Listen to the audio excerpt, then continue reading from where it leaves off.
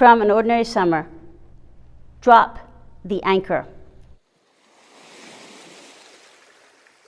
Many years ago, as young adults, my older brother, Jay, and I, and some others decided to spend the day in the Bohicket Creek.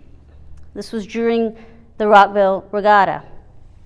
In those days, none of us had a boat with a motor, but we did have ingenuity and a topsy-turvy sailboat. All we needed out in the creek was a base of operations. A friend towed us out to a good spot. At day's end, after enjoying the races, we pulled up our anchor and headed towards home. Then one of those late afternoon squalls came upon us, the very sort that are so often the product of a hazy, summer, steamy day. Rain began to fall swiftly. The water turned turbulent. Almost immediately, our boat capsized and we toppled into the water. As I emerged, I watched as my container of red rice went floating by.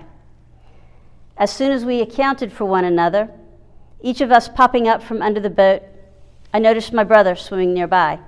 He seemed to be in trouble. He said, "Callie, help me." "What's the matter with you?"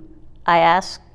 He gasped, "I am trying to hold on to this anchor." And then with great strain, he lifted up and showed me the anchor he was holding onto with all his might. A bit of alarm entered my mind. This was one of those heavy anchors made for the mud.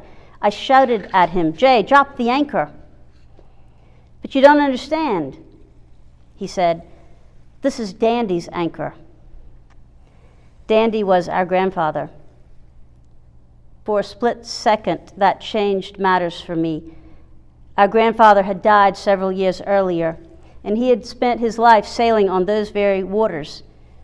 He'd even won the old treasured silver loving cup back in 1931, before the advent of the Sea Island 1 design.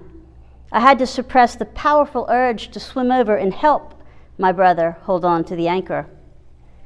That old rusty anchor had become an heirloom. Reason returned to my mind. "Drop the anchor," I yelled. "Just drop it, now."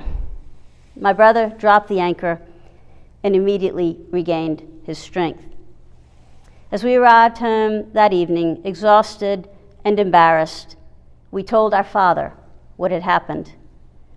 We asked if the next day he would help us to retrieve the still overturned sailboat from the creek. His only response was, "What about Daddy's anchor?" We generally regard anchors as things which represent safety, security, stability. Anchors steady us, they protect us, but if we are not careful, they can weigh us down and even cause us to drown. The sea gets tempestuous at times. Our lives as pilgrims sailing upon the waters of life can turn choppy in an instant. The temptation is to tie that anchor fast, when sometimes what is needed is to let it drop into the uttermost parts of the sea, or if not, at least to the bottom of the Bohicket.